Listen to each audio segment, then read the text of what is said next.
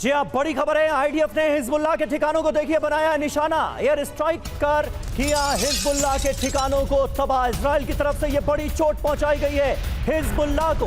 Hezbollah के तमाम बड़े ठिकाने अब इजराइल के निशाने पर नजर आ रहे हैं ऐसे वक्त में जब हिजबुल्लाह की तरफ से बहुत बड़े हमले की तैयारी की जा रही है इजराइल के खिलाफ। ये देखिए ताजा हमले का वीडियो।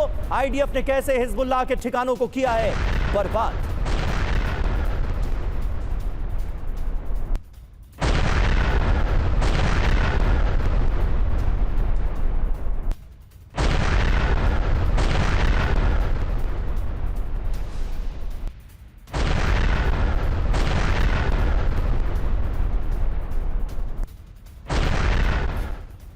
और देखिए हो क्या रहा है, हिजबुल्लाह की तरफ से अब बड़ी जंग की तैयारी है। ये बड़ी खबर आपको बताएं, इजराइल पर बड़े ड्रोन हमलों की तैयारी में हिजबुल्लाह ने बड़ी मात्रा में घातक ड्रोन को तैयार किया है। रडार की पकड़ में ना आने वाले ड्रोन बनाए गए हैं, तो बड़े हमलों का अंजाम दिया जाएगा हिजबुल्लाह की तरफ से। यह प्रण अब ले लिया गया हिजबुल्लाह चीफ नसरल्लाह की तरफ से।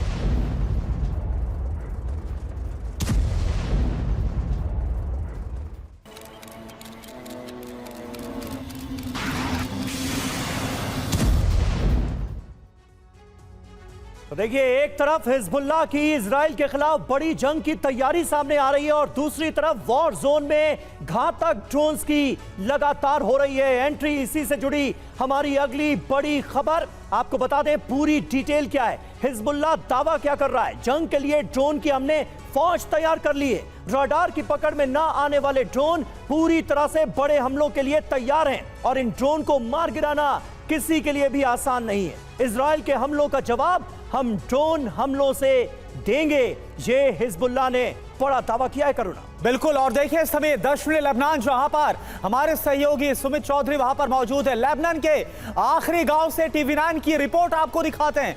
पूरे इलाके में तबाही का मंजर नजर आ रहा है।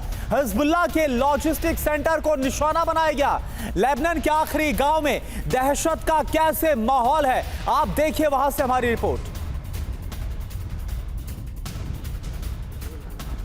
इजराइल के ड्रोन लगातार लेबनान के बॉर्डर के एरिया में यहाँ के कमांडर्स को, हिजबुल्लाह के कमांडर्स को टारगेट कर रहे हैं। और अगर आप देखें तो यहाँ पर कहा जा रहा था कि एक गाड़ी थी जिसको टारगेट किया गया, और अगर आप देखें उसके साथ साथ आसपास के सारे इलाके को क्या उससे क्षति पहुंची है, किस तरीके का नुकसान है। आप देखिए यहाँ पर आपको ये तस्वीरें आपको नज़र आ जाएंगी कि कैसे अभी भी यहाँ के जो हालात हैं कितने ज़्यादा गंभीर है। ये लेबनान का वो इलाका है जो इस समय वॉर जोन में तब्दील हो चुका है। जी हाँ, मैं वॉर जोन में इसलिए कह रहा हूँ क्योंकि यहाँ पर हिजबुल्लाह और इजराइल के बीच लगातार यहाँ पे फायर चल रहा है, जंग चल रही है, लगातार एक दूसरे पे टारगेट किए जा रहे हैं। हिजबुल्लाह जो है वो इजराइल के जो बेसिस है, आर्मी बेसिस है, उनके इक्विपमेंट डिपो हैं, उनको टारगेट कर रहा है। और वहीं दूसरी तरफ हिजबुल्लाह भी यहाँ पर, हिजबुल्लाह पर भी, या फिर आप कह सकते हैं कि साउथ लेबनान के इलाकों में भी इजराइल लगातार टारगेट कर रहा है। देखिए यहाँ पर आप किस तरीके का यहाँ पर नुकसान पहुँचा है ये मैं आपको दिखाने की कोशिश करता हूँ। ये पूरा घर बर्बाद हो चुका है और इसके आसपास के इलाकों में भी इस तरीके की तबाही आपको नज़र आ जाएगी। देखिए मेरे कैमरा पर्सन मेरे साथ इस समय मौजूद हैं, वो आपको दिखाएं और वो आपको समझाने की कोशिश करेंगे कि आखिरकार इस समय का माहौल क्या है। और ये तस्वीरें आपको बयां कर रही है और मैं पूछने की कोशिश करता हूँ, विच फ्लैग इज दिस? या हुसैन, यानी शिया या हुसैन का फ्लैग लगाकर ये दिखाने की कोशिश की गई है कि जो शहादत हुई है, जो मरे हैं वो हुसैन के फाइटर्स थे या फिर उनके लड़ाके थे। और देखिए अभी मैं आपको लगातार दिखा रहा हूँ कि यहाँ से अगर आप देखें तो साउथ लेबनान का सारा इलाका आपको नज़र आ जाएगा। और ये भी क्योंकि ये इलाका आपको बहुत शांत नज़र आ रहा होगा और इस इलाका आपको बहुत ज़्यादा शांत नज़र आया होगा, लेकिन ये शांति नहीं है, ये खतरा भी है, खतरे की आहट भी है कि देखिए कभी भी यहाँ पर ड्रोन या मिसाइल से टारगेट किया जाएगा। और यहाँ पर हर आदमी की मूवमेंट को सर्विलेंस किया जाता है। जो भी शख्स यहाँ घूम रहा है उसको इजराइल सर्विलेंस कर रहा होता है, उसको देख रहा होता है, और अगर उसको कोई भी सस्पिशियस मूवमेंट लगती है तो फिर बिना पूछे इजराइल भी टारगेट कर देता है, अटैक कर देता है। और ये खतरनाक भी है क्योंकि यहाँ पर अगर आप देखें आपको एक भी शख्स सड़कों पर, घरों के अंदर नजर नहीं आएगा। एक तरीके के घोस्ट टाउन ये बन गए हैं, यानी वो जगह जहां से ज्यादातर लोग या तो आगे चले गए हैं या फिर यहां पर अगर रह भी रहे हैं तो बंकरों में रह रहे हैं। लेबनान इजराइल बॉर्डर पर जो गांव बसे हुए हैं वहां पर पहुंच गए हमारे सहयोगी सुमित चौधरी और ये इस वक्त सबसे खतरनाक वॉर जोन माना जा रहा है।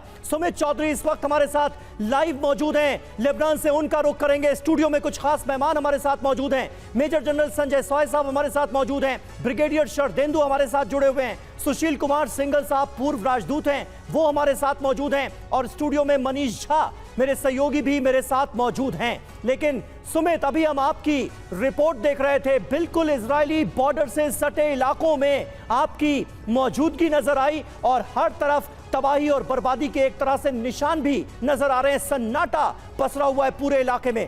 फिलहाल लेबनान के ऊपर इजराइल के हमलों का पैटर्न क्या दिखता है? देखिए, अटैक अब भी जारी है समीर, क्योंकि कल भी जब मैं इस इलाके में था तो मेरे वहाँ से निकलने के बाद मैं आपको बताऊं, ये सूरा और बेरी का इलाका था जो साउथ वेस्ट में पड़ता है। लेबनान और जो इजराइल का बॉर्डर है, जिसको ब्लू लाइन भी हम कहते हैं, ये वही बॉर्डर है। और यहाँ पर आसानी से विजिबली आप अपनी आंखों से इजराइल की पोस्ट भी देख सकते हैं। और इन इलाकों के अंदर बहुत करीबी है, ये बहुत करीब इलाके हैं और निश्चित तौर पर यहाँ पर लगातार इजराइल की तरफ से अटैक किए जा रहे हैं। अभी मैं आपको बताऊँ कि जब मैं सूरा से बेरी की तरफ जा रहा था तब ये तस्वीरें जो आपने दिखाई, ये वहीं की तस्वीरें थी। उन सड़कों के ऊपर कोई भी मूवमेंट होती है, कोई भी गाड़ी जाती है, उसको सर्विलेंस किया जाता है, उसको देखा जाता है। और अगर गाड़ी 1 से 2 बार ज्यादा आती है तो फिर उसको टारगेट कर दिया जाता है। और ऐसा है कि वहां पर इतनी ज्यादा खौफ, इतना ज्यादा दहशत थी, पिछले 3-4 दिनों में वहां पे पूरे गांव खाली करा लिए गए हैं। खास बात यह कि लगातार वहां पे सिर्फ और सिर्फ जो मेल या कैसे मर्द जो हैं उस पूरे गांव के, वो उस गांव में जरूर मौजूद हैं, या फिर हिजबुल्लाह के कमांडर्स। बाकी की फैमिलीज को आगे मूव कर दिया गया है और ये करीबन 3 से 4 किलोमीटर का दायरा है। और सबसे इंपॉर्टेंट बात यह कि यहीं पर सबसे ज्यादा ऑपरेशन चलाए जा रहे हैं। सूरा, बेरी के अंदर तो ये हालात हैं कि वहां पर हिजबुल्लाह के एक लॉजिस्टिक सेंटर का पता लगा इजराइल को और उसे तुरंत अटैक कर दिया गया, पूरी तरीके से तबाह कर दिया गया।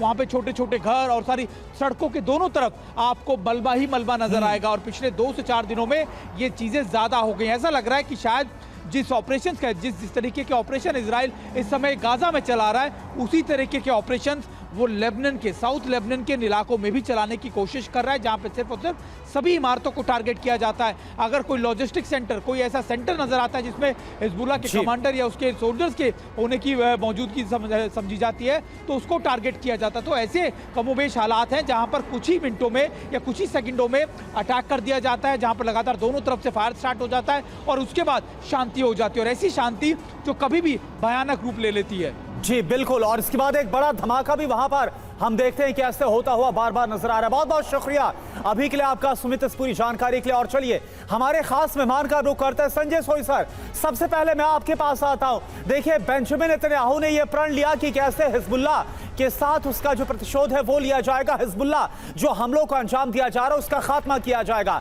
और अब मोहम्मद दाइफ, जो कि हमास का बड़ा जो मास्टरमाइंड है, जो चीफ है गाजा में, उसका मारा जाना जो खबर आ रही, इसके बाद क्या लग रहा है कि हालात और ज्यादा खराब होंगे, युद्ध और ज्यादा इंटेंसिफाई होगा? नहीं, बिल्कुल करना, वाकई में ये चीज़ नज़र आ रही है हमें। और सबसे पहले मैं कहूँगा कि सुमित को अपना ध्यान रखना चाहिए, क्योंकि बम का पता नहीं रहता कहाँ से आए। बुलेट प्रूफ जैकेट, हेलमेट वगैरह पहने, और वाकई में बड़ी जाबाज रिपोर्टिंग हो रही है आपकी वहाँ ऑन ग्राउंड। तो दूसरी बात ये कि जिस प्रकार से हिजबुल्लाह की ताकत है वो अब दिखाई नजर देनी शुरू हो गई है, क्योंकि इतनी बड़ी संख्या में रॉकेट, आप इमेजिन करिए कि सपोज वो 5000 रॉकेट रोज फायर कर दें, तो इजराइल की इतनी क्षमता नहीं है कि अपने आप को उनको डिफेंड कर सके। और यही बात आज ये हो रही कि ड्रोन्स और रॉकेट्स को मिला के वो हमले करो, बहुत जगह वो सक्सेसफुल हो पा रहे हैं। और उनके कई कमांड पोस्ट, मिलिट्री इंफ्रास्ट्रक्चर, गाँवों पे हमले हो रहे हैं, इजराइल की कैजुअल्टी हो रही है। दूसरी तरफ आज के ज़माने में जो युद्ध बिल्कुल ट्रांसपेरेंट है, जैसे कि सुमित बता रहे थे कि उनके लॉजिस्टिक, हिजबुल्लाह के लॉजिस्टिक के ऊपर हमला किया या कोई गाड़ी बार बार आती है, तो वो आज पूरी नज़र रख सकते हैं। इस क्षमता है इजराइल में कि कहाँ पर क्या खबर है। इलेक्ट्रॉनिक सर्विलियंस और जहाज़ों के द्वारा, ड्रोन के द्वारा, सेटेलाइट के द्वारा हर तरह से निगाह रखते हो, जहाँ पर पिन पॉइंट अटैक करने में वो सक्षम है। तो दोनों तरफ से इस समय में क्षमता है। हिजबुल्लाह के पास वॉल्यूम बहुत ज़्यादा है और इजराइल के पास पिन पॉइंट अटैक करने की क्षमता है, जिसके कारण युद्ध बढ़ता जा रहा है। और दोनों तरफ से ही गांव खाली करा दिए गए हैं और लगातार रॉकेट्स की संख्या बढ़ती जा रही है। इसराइल के लिए बहुत बड़ा चैलेंज रहेगा, क्योंकि एक तरफ वो हमास में भी जिस प्रकार अभी शरणार्थी शिविर पर हमला हुआ है, दुनिया में अब ह्यूमन राइट्स का भी हल्ला और ज़्यादा बढ़ता जा रहा है। और यहाँ पर जो अटैक हो रहे हैं दोनों तरफ, अब इसराइल को अपनी ट्रूप्स लगाने पड़ रहे हैं, तो देखा जाएगा कि इसराइल के लिए भी एक बहुत बड़ा चैलेंज है, इतना आसान नहीं रहेगा। इसराइल के लिए निश्चित तौर पर संजय सोय साहब आपने बिल्कुल सही कहा, यह बहुत बड़ी चुनौती है, खतरा उसके लिए भी बढ़ता नजर आ रहा है। हिजबुल्लाह ने इसराइल पर विध्वंसक प्रहार किया है, उत्तरी इसराइल में रॉकेट्स की बौछार कर दी गई। हिजबुल्लाह ने रिहायशी इलाकों को भी बनाया है निशाना, इसराइल के रिहायशी इलाके भी अब हिजबुल्लाह के हमलों की जद में आते नजर आ रहे हैं। ये तस्वीरें आप देखिए किस तरह से इसराइल के तमाम रिहायशी इलाकों को भी हिजबुल्लाह की तरफ से अब निशाना बनाया जा रहा है।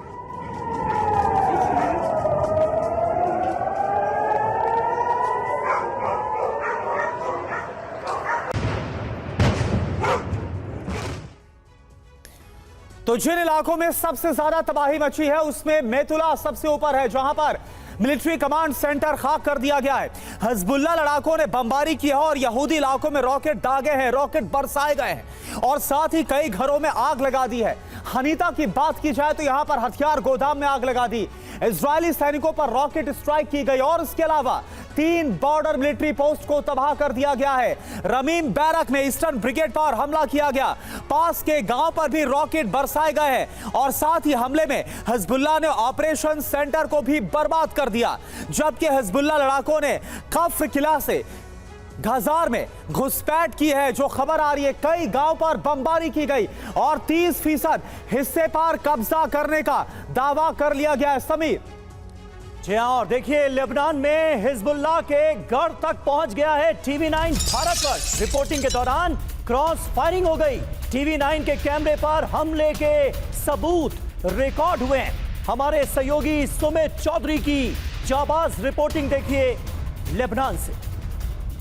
मैं इस समय मौजूद हूं इजराइल और लेबनान के बॉर्डर के आखिरी गांव सरबीन में और आप देखें तो ये आपको नजर आएगा कि कल रात कहा जा रहा है कि यहां पर इजराइल ने अपने कुछ रिटालिएटरी फायर किए थे, जिसकी वजह से इस पूरे घरों को, आसपास के घरों को नुकसान पहुंचा। अगर आप देखें ये पूरे घर पूरी तरीके से तबाह हो चुके हैं और ख़ास बात यह कि यहाँ पर इस तरीके के निशान आपको हर जगह देखने को मिलेंगे। सरबीन यानी वो देसी, आप समझ सकते हैं कि दरअसल की जो पूरा 150 से 180 किलोमीटर का करीब करीब जो ब्लू लाइन है, जो बॉर्डर है लेबनान और इसराइल का। हालांकि बॉर्डर दोनों तरफ से इसको माना नहीं जाता, लेकिन अनऑफिशियली इसको एक बॉर्डर के तौर पर जाना जाता है। लेकिन इसी के पास करीबन 14 से 15 ऐसी पॉइंट्स हैं जो कन्फ्लिक्ट पॉइंट के तौर पर जिन्हें देखा जाता है। और आप देखें तो यहाँ पर अटैक किया गया है और दरअसल इजराइल हर उस इलाके को अटैक कर रहा है, खासतौर पर रिहायशी इलाकों को जहाँ पर उसको हिजबुल्लाह के होने का अंदेशा मिलता है। अगर आप देखें तो ये अटैक किए गए थे और ऐसे अटैक अगर आप देखें सामने सारी बिल्डिंगों के ऊपर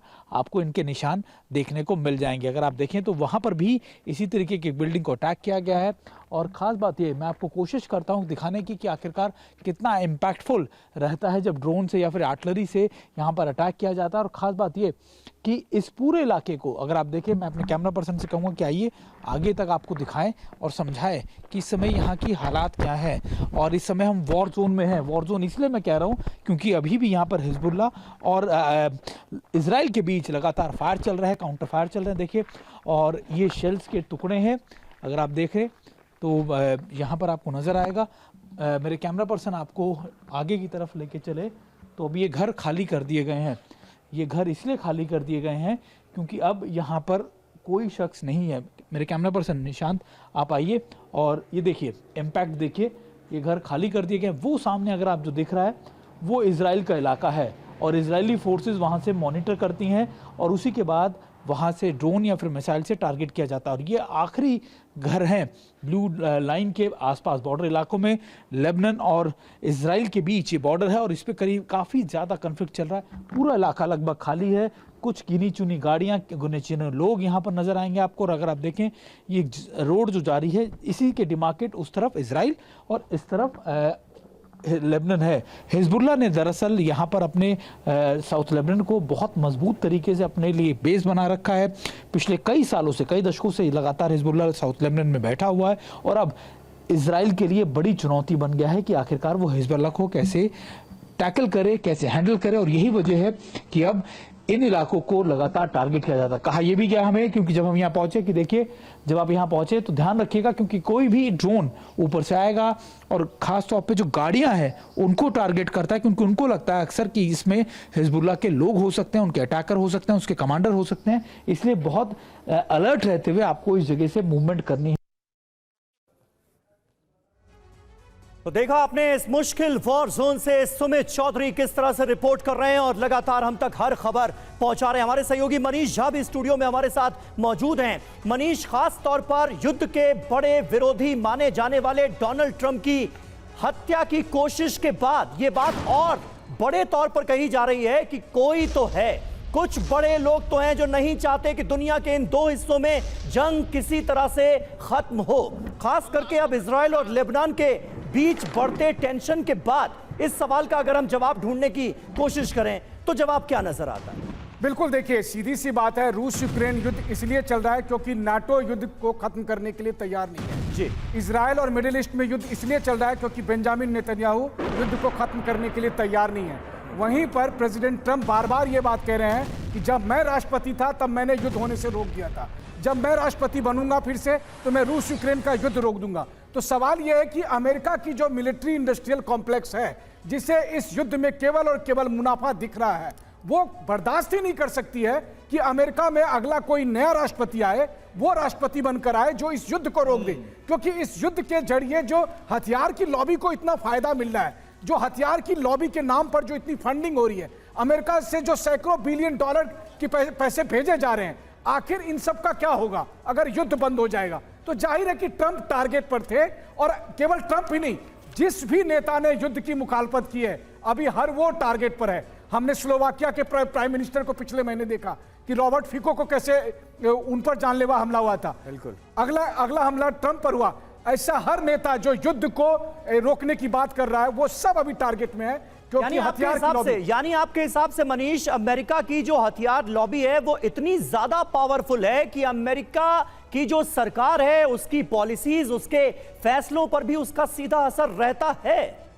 बिल्कुल, देखिए, क्या प्रेसिडेंट ट्रंप, क्या प्रेसिडेंट बाइडेन आज की तारीख में युद्ध रोक सकते हैं? जो लोग अमेरिका की पॉलिटिक्स को जानते हैं उन्हें पता है कि बाइडेन चाहकर भी इस युद्ध को नहीं रोक सकते, क्योंकि उनके पीछे की जो लॉबी है वो लगातार उन पर दबाव बनाए हुए है कि इस युद्ध को चलाने रखना है। अभी हमने नाटो सम्मेलन होते हुए देखा, उसमें भी यही बात कही गई कि हमें इस युद्ध को जारी रखना है।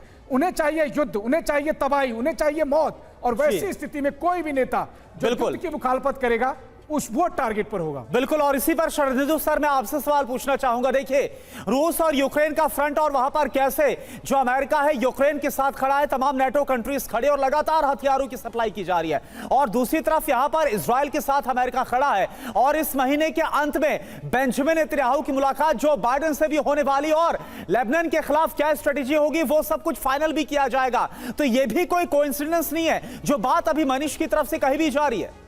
देखिए, ये तो सच है कि अमेरिका की जो हथियार की लॉबी वो बहुत स्ट्रांग है, वो कुछ हद तक पॉलिटिकल डिसीजन को इन्फ्लुएंस करती है। लेकिन अगर आप इसको एक स्टेप आगे जाके देखेंगे तो एक पॉलिटिकल लीडरशिप का एक विजडम होता है, उनका अपने राजनीतिक जीवन का एक एक्सपीरियंस है जिसको वो इम्प्लीमेंट करना चाहेंगे, और साथ में एक मैसेज अपने नागरिकों को देना चाहते हैं कि एक ट्रंप है जो इस विश्व में एक शांति ला सकता है। यही प्रयास जो बाइडेन का भी होगा। तो इस तरीके का एक रेटोरिक क्रिएट करके, एक हाइपअप क्रिएट करके अगर आप शांति की बात करते हैं तो आप ज़्यादा कन्विंसिंग लगेंगे। यही एफर्ट ट्रंप का है, यही एफर्ट जो बाइडेन का है। मेरा मानना है कि जो नेतन्याहू साहब की मीटिंग अमेरिका में होने जा रही है उनके प्रेसिडेंट से, ये मिडिल ईस्ट की रूपरेखा आगे की दिशा तय करेगी। हिजबुल्लाह को किस एक्सटेंट पे रोकना है, मेरा मानना है कि मिड लेवल के कॉन्फ्लिक्ट आगे रहेंगे। हाई इंटेंसिटी कॉन्फ्लिक्ट इसलिए नहीं होने की संभावना है क्योंकि उसमें बहुत सारे स्ट्रेटेजिक पार्टनर का इन्वॉल्वमेंट शुरू हो जाता है। और अगर जो बाइडेन की बात करें तो उन्होंने बहुत क्लियर कट इंडिकेशन दिया है इजराइल को कि आप हिजबुल्लाह के ऑपरेशन को बड़े सीमित तरीके से चलाएं। आप डिसीजन सीख कर रहे थे हमास के खिलाफ, उसमें आपने तकरीबन विजय पा ली है। अब आप सीज फायर के लिए आगे बढ़िए, इससे आपके देश में और आपकी इंडस्ट्री में का भी उत्थान होगा, और हमें भी अपना एक फेस अमेरिकन नागरिक के सामने रखना पड़ेगा। तो इस तरीके की बातें होंगी, लेकिन अमेरिका एक तरह से कटिबद्ध है इजराइल को हर फ्रंट पे सपोर्ट करने के लिए। आज वो हिजबुल्लाह के लिए चाहे वो लो लेवल का कॉन्फ्लिक्ट हो, चाहे मीडियम या हाई, अमेरिका उसके साथ हमेशा खड़ा रहेगा। बिल्कुल, अमेरिका खड़ा तो रहेगा, लेकिन इजराइल हिजबुल्लाह के बड़े हमलों से खुद को बचाएगा कैसे, ये एक बहुत बड़ी मुश्किल का सबब है इस वक्त नेतन्याहू के मुल्क के लिए। और इस बीच देखिए, इजराइल पर हिजबुल्लाह के ताबड़तोड़ हमले हुए हैं। ताजा खबर सामने आ रही है, लेबनान से हिजबुल्लाह ने फिर की है रॉकेट की बौछार। इजराइल के कई शहरों को बनाया गया है निशाना। किरियत शिमोना में 6 लोगों के घायल होने की भी खबरें हैं। ये तस्वीरें आप देखिए, रॉकेट वर्षा की गई है हिजबुल्लाह की तरफ से इजराइल की धरती पर।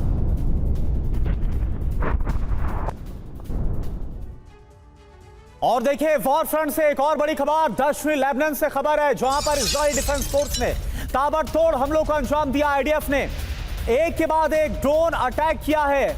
हमले में हिजबुल्लाह के कई लड़ाके ढेर हो गए। तस्वीरें जरा आप देखिए, दक्षिणी लेबनान जहां पर सबसे ज्यादा हमलों को अंजाम दिया जा रहा है, और यहां पर हिजबुल्लाह का गढ़ भी है। एक के बाद एक कई ठिकानों पर ड्रोन से कैसे हमला किया गया, तस्वीरें आप देख पा रहे हैं।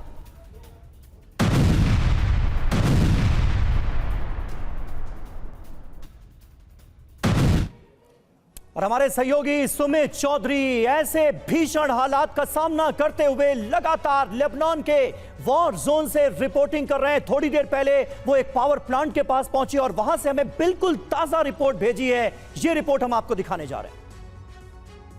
मैं इस समय मौजूद हूँ लेबनान में, और मेरे से कुछ ही किलोमीटर के दूर शुरू हो जाएगा साउथ लेबनान, यानी करीबन 10 किलोमीटर के दायरे के बाद यहाँ से साउथ लेबनान शुरू हो जाएगा। लेकिन सबसे महत्वपूर्ण बात की सड़क, ये हाईवे है जो बेरूट से साउथ लेबनान को जोड़ती है। ये सबसे इंपॉर्टेंट जगह है, क्योंकि यहीं से जो मूवमेंट है लेबनान आर्मी की, या फिर आप कह सकते हैं कि हिजबुल्लाह की भी यहीं से साउथ लेबनान के लिए होती है। और साउथ लेबनान के बाद वो आगे की मूवमेंट करती है, और खाने पीने का सामान, रसद, हथियारों की सप्लाई भी इसी हाईवे से होती है। और अभी जैसे जैसे मैं आगे पहुंच रहा हूं, कुछ महत्वपूर्ण चीज़ें हैं जो लगातार मैं आपको दिखाने की कोशिश करता हूं। सबसे इंपॉर्टेंट है ये, जी हाँ, रोड के इस हाईवे के जस्ट दूसरी तरफ है जिया पावर प्लांट। ये वो पावर प्लांट है, ये वो ऑयल डिपो है जो इस समय इजराइल की हिट लिस्ट में सबसे ऊपर है। वजह है क्योंकि हिजबुल्लाह भी इजराइल के पावर प्लांट्स को, उसके इक्विपमेंट डिपो को, उसके कमांड एंड कंट्रोल सेंटर को, उसके आर्मी के लोकेशंस को टारगेट कर रहा है। और ऐसे में अब इजराइल की तरफ से भी चेताया गया कि अगर आपके हमले नहीं रुके, अगर हिजबुल्लाह ने हमले नहीं रोके, तो फिर हम भी सिविलियन एरिया को टारगेट करेंगे, हम भी आपके पावर प्लांट्स को टारगेट करेंगे। और उसमें सबसे बड़ा प्राइम टारगेट या फिर प्राइम टारगेट जो है वो लिस्ट में है ये जिया पावर प्लांट। कहते हैं कि 1/3 से ज़्यादा जो इलेक्ट्रिसिटी है या जो लेबनान को, वो यहीं से आती है। पूरे साउथ लेबनान को जो सप्लाई है वो यहीं से दी जाती है। और ख़ास बात यह कि ये पावर प्लांट होने के साथ साथ ये ऑयल डिपो भी है। 2006 में भी इजराइल ने यहीं पर टारगेट किया था। और अभी क्योंकि कहा यह जा रहा है कि अगर पावर प्लांट टारगेट हो गए तो फिर एक ही सोर्स बचेगा इलेक्ट्रिसिटी का, या फिर वहाँ के लोगों को रोकने के लिए, सामान के लिए, वो होगा जनरेटर को ऑपरेट करना। और जनरेटर को ऑपरेट करने के लिए भी ऑयल की ज़रूरत पड़ेगी। और ऑयल की मूवमेंट इसी हाईवे से, इन्हीं टैंकरों की मदद से, इसी ऑयल डिपो की मदद से की जाएगी। तो ऐसे में अब इजराइल की लगातार चेतावनी के बाद यहाँ की सुरक्षा, यहाँ की चीज़ें भी मुस्तैद कर दी गई हैं। 2006 के बाद एक बार फिर माना ही जा रहा है कि इजराइल का प्राइम टारगेट यही लोकेशन होगी, क्योंकि इजराइल ये जानता है कि अगर उसको हिजबुल्लाह को रोकना है तो उसकी रसद, उसकी मदद उसको रोकनी पड़ेगी। हम एक ऐसे ही एक और गाँव की तरफ, एक और पोस्ट की तरफ आ गए हैं। आप ये देखें कि एक बार फिर आपको तबाही के मंजर ऐसे नज़र आएंगे। और इजराइल ने अपने कई मिसाइलों का इस्तेमाल करते हुए इसको टारगेट किया है, आप देखें। और कहा यह जा रहा है कि ये अभी पिछले 2 दिनों में हुई तबाही के मंजर है। आप देखिए गाड़ियों को, घरों को किस तरीके से टारगेट किया। पूरे के पूरे घर इस तरीके के बर्बाद हो चुके हैं, तबाह हो चुके हैं। चारों तरफ आपको इस तरीके के अटैक नज़र आएंगे। और देखिए लगातार रह रहकर यहाँ पर एक बार फिर इजराइल टारगेट करता है, रात को इनको अटैक करता है। और ये अगर आप देखें तो ये घर और ये जो जगह हैं सब खाली करा गए। ये एक दुकान थी, एक आप कह सकते हैं कि एक ग्रोसरी शॉप था या फिर खाने पीने का सामान जहाँ मिलता था, उसको किस तरीके से क्षति पहुँची, पूरा बर्बाद हो चुका है इस अटैक के अंदर। पूरी आप देख सकते हैं तबाही किस तरीके की है। सब चीज़ें यहाँ पर तबाह हो चुकी हैं। जो परिवार यहाँ रहते थे, जो लोग यहाँ रहते थे, वो यहाँ से जा चुके हैं। और यहाँ पर इस इलाके में सिर्फ और सिर्फ हिजबुल्लाह है। हिजबुल्लाह के कमांडर्स, उसके सोल्जर्स या उसके लड़ाके इस समय यहाँ मौजूद हैं। इसके अलावा सारे लोग यहाँ से जा चुके हैं और देखिए ये हर तरफ आपको नजर आएगा। सामने मेरे कैमरा पर्सन आप तो दिखा रहे हो, हर तरफ आपको सिर्फ और सिर्फ ऐसे ही घर नजर आ जाएंगे, देखने को मिलेंगे और आप समझ सकते हैं कि इस समय यहाँ के ताजा हालात किस तरीके के हैं। तो सुमित चौधरी की आपने लेबनान से ये रिपोर्ट देखी। एम्बेसडर सिंगल हमारे साथ मौजूद हैं। सिंगल साहब, जरा हमारे दर्शकों को यह भी समझाइए कि लेबनान के अंदर जहां लेबनान की एक सरकार है, दूसरी तरफ हिजबुल्लाह जो कि ईरान का प्रॉक्सी माना जाता है, एक नॉन स्टेट एक्टर है, उसकी इतनी जबरदस्त मौजूदगी जो कि एक तरह से अपनी पैरेलल समानांतर सरकार चला रहा है। सरकार और हिजबुल्लाह के बीच आपस का जो कोऑर्डिनेशन होता है वो कैसे होता है और क्या सारे मुद्दों पर ये दोनों एक मत होते हैं? इसमें क्या है कि हिजबुल्लाह की जो मौजूदगी है, आपने जैसा कहा कि लेबनान में एक सरकार भी है और एक नॉन स्टेट एक्टर है, लेकिन इस नॉन स्टेट एक्टर इतना स्ट्रांग है वहाँ पे कि सरकार को उसके साथ चलना पड़ता है और ये ज़रूरी नहीं है कि हर मुद्दे पे उनकी दोनों की जो है एक मत हों। दोनों अलग अलग व्यूज़ रखते हैं, लेकिन कुछ इश्यूज़ हैं जैसे इज़राइल का इशू है या पैलेस्टाइन का इशू है जहाँ पे वो एक मत है। ऑफ कोर्स उनका ये है कि आपस में जो है कोऑर्डिनेशन है वो बड़ा लिमिटेड है और लेकिन दुनिया को दिखाने के लिए, जैसा कि कल आपने देखा हो कि जो है जब इस पर अटैक हुआ, हमने कहा कि इनका जो मेन जो एक्टर था हमास का, उसको मार दिया गया है, तो लेबनान की का भी उस पर बयान आया कि हम उसमें इजराइल से बदला लेंगे। तो लेबनान की सरकार हमास के खिलाफ पब्लिकली नहीं जा सकती है क्योंकि वो बहुत स्ट्रांग है, लेकिन इसमें साथ साथ लेबनान की सरकार ये भी नहीं चाहती कि इजराइल की फोर्सेस वहाँ पर आए। तो अभी तक जो है ये थोड़ा थोड़ा चल रहा था कि हिजबुल्लाह थोड़ा अटैक करता था, इजराइल अटैक करता था, लेकिन पिछले कुछ दिनों से देखने में आया कि ताबड़तोड़ अटैक हो रहे हैं एक दूसरे के ऊपर, जो कि बहुत अच्छा संकेत नहीं है। बिल्कुल, जो इससे लगता है कि हिजबुल्लाह लेबनान की सरकार को भी इसमें शामिल करना चाहते हैं और उन्होंने बिल्कुल सुशील सर। और देखिए हमने 2 दिन पहले देखा भी था कि लेबनान के विदेश मंत्री की तरफ से कहा गया था कि ये लिमिटेड नहीं रहेगा हिजबुल्लाह तक, बल्कि लेबनान भी कड़ा एक्शन लेगा इजराइल के खिलाफ। सर, एक बड़ी खबर का हम यहां पर रुक रहे हैं। साउथ लेबनान में इजरायली डिफेंस फोर्स की शेलिंग हुई है, बमबारी, हिजबुल्लाह के ठिकानों पर शेलिंग की गई। आईडीएफ की शेलिंग में भीषण तबाही की खबर आ रही है और तस्वीरें आप देखिए।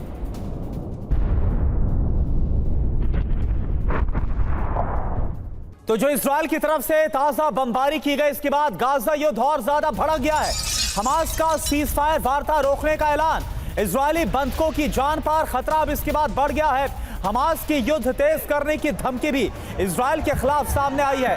तो यह आपको दिखा रहे हैं शरणार्थी कैंप जिस पर F-16 से इजराइल ने हमला किया और इसमें 300 से ज्यादा लोगों के मारे जाने की खबर है। हालांकि इस बात का दावा कि इस हमले में मोहम्मद दाइफ भी मारा गया है।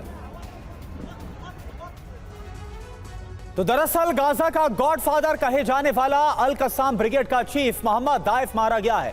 दाइफ पर आपको बता दें 83,52,000 रुपए का इनाम घोषित था। पूरी जानकारी यहां पर हम रुक करते हैं और ये देखिए, अगर हम बात करें मोहम्मद दाइफ की, तो मोहम्मद दाइफ पर जिस तरह से हमने आपको बताया कि 83,52,000 का नाम घोषित था। इसके अलावा अगर अब याहिया सिनवार की बात करें जो गाजा चीफ है हमास का, उस पर इनाम की कितनी घोषणा है यह आपके सामने है। इनाम की जो घोषणा की गई है याहिया सिनवार पर, और इसके अलावा मोहम्मद सिनवार की बात करें, याहिया सिनवार का भाई है और उस पर जो इनाम की घोषणा है वो इस वक्त आपके सामने पूरी जानकारी, पूरी डिटेल।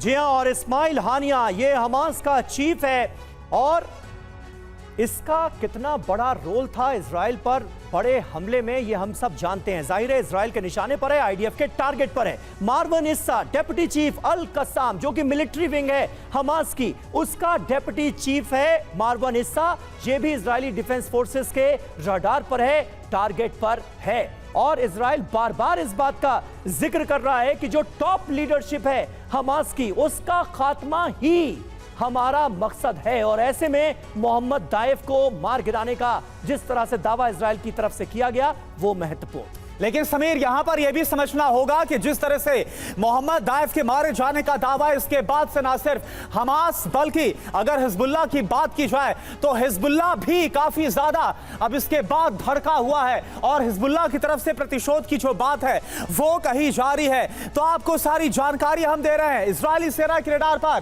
किस तरह से लगातार हमास की चीफ है। सवाल यह है कि सिर्फ 13 मिनट के अंदर मोसाद और आईडीएफ ने कैसे मोहम्मद दाइफ को गाजा की धरती में ही दफन कर दिया। अब इसे आप जरा समझिए, ग्राफिक्स के जरिए आपको बता रही पूरी टाइमलाइन।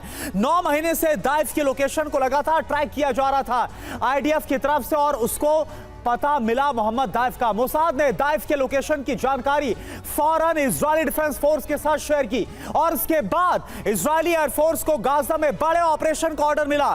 तेल अवीव एयरबेस से इजरायल के F-16 फाइटर जेट्स ने उड़ान भरी है। कुछ ही मिनटों के अंदर इजरायल के लड़ाकू विमान दक्षिणी गाजा में खान यूनिस के अल मवासी कैंप पहुंच जाते हैं। अल मवासी के जिस कैंप के नीचे सुरंग में मोहम्मद दाइफ मौजूद था वहां पर इजरायल ने F-16 फाइटर जेट से भीषण बमबारी की।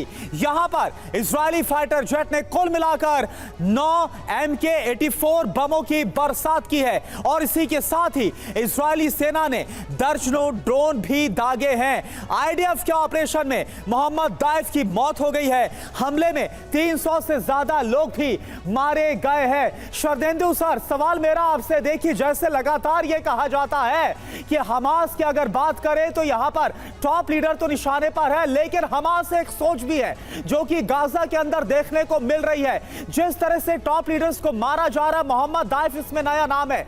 क्या आपको लग रहा है कि इससे हमास कमजोर पड़ेगा या फिर प्रतिशोध की आग और ज्यादा भड़केगी? देखिए, जिस तरीके से अल मवासी शरणार्थी कैंप में हमले हुए, जिस तरीके से F-16 ने प्रिसीजन अटैक किया और जितनी तादाद में मौत हुई 300 से ज़्यादा, इसका एक बहुत बड़ा रिपरकशन है। हिजबुल्लाह के अटैक तेज हुए और हमास में भी एक रिजेन्युएट करने की भावना आएगी। मोहम्मद दाइफ मारा गया नहीं मारा गया ये समय बताएगा। जब तक उसकी बॉडी आइडेंटिफाई नहीं हो जाती विशेष सूत्रों द्वारा, तब तक नहीं कहा जा सकता। इसराइल जब भी इस तरीके के बड़े हमले करता है उसके पीछे एक नैरेटिव देता है। मोहम्मद दाइफ का इस समय नैरेटिव है जिससे वो अल मवासी कैंप के अटैक को जस्टिफाई कर सके। लेकिन हो सकता है क्योंकि ये मिलिट्री कमांडर है, मिलिट्री विंग को हेड करता है, तो हो सकता है हमास के लड़ाकों को बकअप करने के लिए, उसकी संरचना करने के लिए वो अल मवासी कैंप गया हो और वहां पे उसकी मौत हो गई हो। पॉसिबिलिटी कुछ भी हो सकती है, लेकिन इसका ऑफिशियल डिक्लेरेशन आईडीएफ की तरफ से और इजराइल की तरफ से आना बाकी है। लेकिन हमेशा से इजराइल की एक टैक्टिक्स रही है, बड़े मैसिव अटैक को एक नया रिटोरिक दिया जाए, एक नया नैरेटिव दिया जाए। और आज की डेट में मोहम्मद दाइफ और लीडरशिप का जहां तक सवाल है, देखिए हमास की लीडरशिप जो इस्माइल हैं वो बाहर हैं, उनके जो हेड हैं हमास के, और उनको जब तक नहीं खत्म किया जा सकता, जब तक उनके ऊपर हमले नहीं होते, उनको न्यूट्रलाइज नहीं किया जाता। और जो ग्राउंड के कमांडर हैं, क्योंकि एक ये देखिए गुरिल्ला फोर्स की तरह ये ऑपरेट करते हैं, इनके छोटे छोटे कमांडर भी अहमियत रखते हैं। उनका सेक्शन कमांडर, उनका जो ट्रुप कमांडर है, उनके जो टीम लीडर है, उनको आपको न्यूट्रलाइज करना पड़ेगा। सही बात है। और ऐसे में ये दावा जो इजराइल की तरफ से किया जा रहा है कि हमास का हम समूल नाश कर देंगे, जड़ से खत्म कर देंगे, क्या ये मुमकिन है? ये अपने आप में एक बड़ा सवाल दिखता है। दाइफ की मौत का बदला लेगा हमास। हमास ने हमले की नई रणनीति बनाई है। आईडीएफ को निशाना बनाने के लिए किए गए हैं स्नाइपर्स तैनात। अल-अक्सा ब्रिगेड ने ये वीडियो जारी किया है जो इस वक्त आप TV9 भारतवर्ष पर देख रहे हैं। हमास ने हमले की एक नई स्ट्रैटेजी बनाई।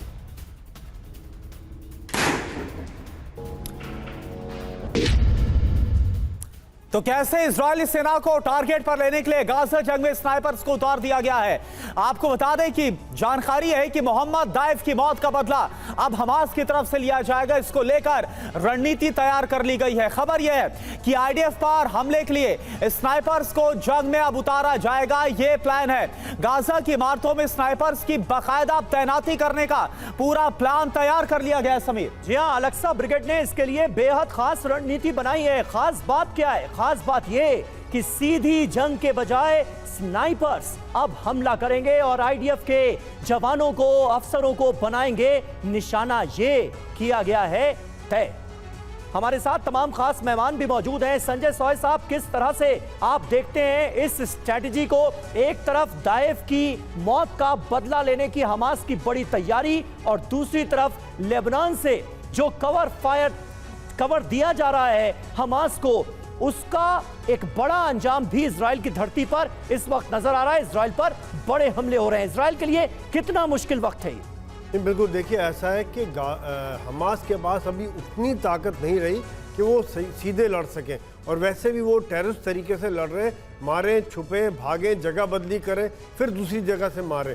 तो ये बिल्कुल जैसे कि एक टेररिस्ट ऑर्गेनाइजेशन की तरह से अगर सोचा जाए तो बिल्कुल ठीक स्ट्रेटजी है कि जैसे बिल्डिंगों के छेदों से, पत्थरों के पीछे से, छत के छेदों से, वहाँ से फायर करके जो इजराइल की पेट्रोल घूम रही है, सर्च पार्टी घूम रही है, उनके ऊपर अटैक किया जाए।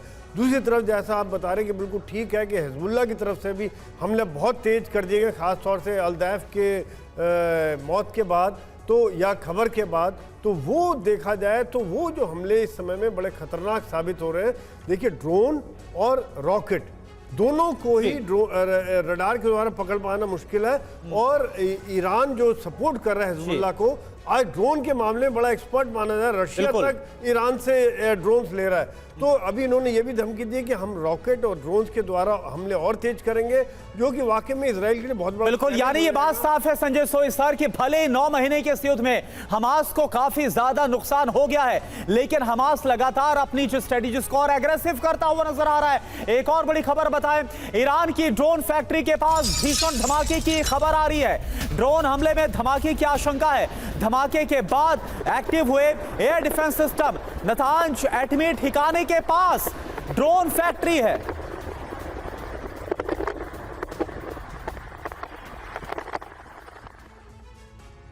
तो देखिए, ये बड़ा हमला था निशाने पर ईरान, जिससे एटमी घमासान के आसार सीधे तौर पर नजर आते हैं। बड़ी खबर क्या है? ईरानी ड्रोन फैक्ट्री के पास ये धमाका हुआ है, और ईरानी ड्रोन कैसे तबाही का बड़ा सबब बन रहे हैं कई जगहों पर, ये हम जानते हैं। बड़ी खबर, नतांज एटमी ठिकाने के पास ये विस्फोट हुआ है, यानी ईरान पर ये बड़ा हमला था। सवाल क्या है? ईरान पर ड्रोन से हमला आखिर किसने किया? इस हमले के पीछे कौन है? बिल्कुल, अगला सवाल आप देखिए, क्या अमेरिका ने ईरान को निशाना बनाया? क्योंकि आप देखिए नतांज, वहां पर एटमी सेंटर, और क्या इजराइल ने ड्रोन फैक्ट्री के पास हमला किया है? यह भी सवाल है। और सवाल यह भी कि हमले का जवाब अब ईरान कैसे देगा? आगे क्या है समीर? जी हां, सीरिया में अमेरिकी ठिकानों पर हमले अब बढ़ेंगे क्या आने वाले वक्त में? इजराइल पर ईरानी प्रॉक्सी अटैक कर सकते हैं, क्योंकि इजराइल की तरफ इशारा किया गया है कि इस हमले के पीछे इजराइल हो सकता है। और देखिए, इस बीच अगली बड़ी खबर का हम रुख कर रहे हैं। इजराइल लेबनान जंग पर जापान का बयान सामने आ गया है। लेबनान में भी गाजा जैसी तबाही मचेगी। जापान के विदेश मंत्री कामिकावा योको की तरफ से कहा गया है, इजराइल लेबनान जंग को रोकने की जरूरत है, यह कहा गया है।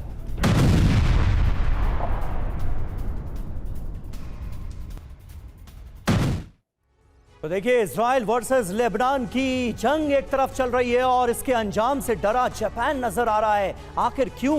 जरा समझिए। इजराइल लेबनान की जंग का अंजाम भयानक होगा, ये कहा है जापान की विदेश मंत्री ने। लेबनान में गाजा जैसी तबाही देखने को मिलेगी, और इसके आसार तो नजर आ ही रहे हैं जिस तरह से हमले हो रहे हैं। इजराइल हिजबुल्लाह का हमास जैसा हाल कर देगा, ये कहा गया है। यानी जापान एक तरह से इजराइल के फेवर में बयान देता हुआ नजर आ रहा है। बिल्कुल, और इसके अलावा इजराइल और लेबनान तनाव पर हमारी लगातार नजर है। यह कहा गया, हमारी दोनों के बीच तनाव कम करने की कोशिशें लगातार जारी है। सुशील सर, ये जो जापान की तरफ से चिंता जाहिर की गई है, मौजूदा हालात में कितनी वाजिब आपको नजर आती है? देखिए, एक तो जापान ने जो बोला है वो बहुत सही बोला है, क्योंकि अगर ये झगड़ा और देशों में बढ़ा तो इसके जो अभी जो इम्पैक्ट हो रहे हैं उससे भी बहुत ज़्यादा इम्पैक्ट होंगे। ऑयल प्राइसेस पे भी इम्पैक्ट आएगा। एंड सऊदी अरबिया जो अभी न्यूट्रल सा है, उसको धमकी भी दी गई है, उसको भी अपनी स्टैंस में बदलाव लाना पड़ेगा, क्योंकि वो लीडर माना जाता है मुस्लिम वर्ल्ड का। तो इसके ग्लोबल इम्पैक्ट होंगे। तो जापान जो बोल रहा है कि भाई आप जो है झगड़े को यहीं पे कंट्रोल करिए, वो बिल्कुल सही बोल रहे हैं। अदरवाइज इसके जो इम्पैक्ट हैं वो बहुत ही भयानक हो सकते हैं। बिल्कुल, ऐसे में जापान की तरफ से जो कहा गया है वो निश्चित तौर पर सही नजर आता है, लेकिन इस जंग के रुकने के आसार दूर दूर तक नजर नहीं आ रहे हैं और यही सबसे बड़ी चिंता का सबब है। आप सभी का बहुत बहुत शुक्रिया हमारे साथ इस बातचीत का हिस्सा बनने के लिए, इस चर्चा में जुड़ने के लिए।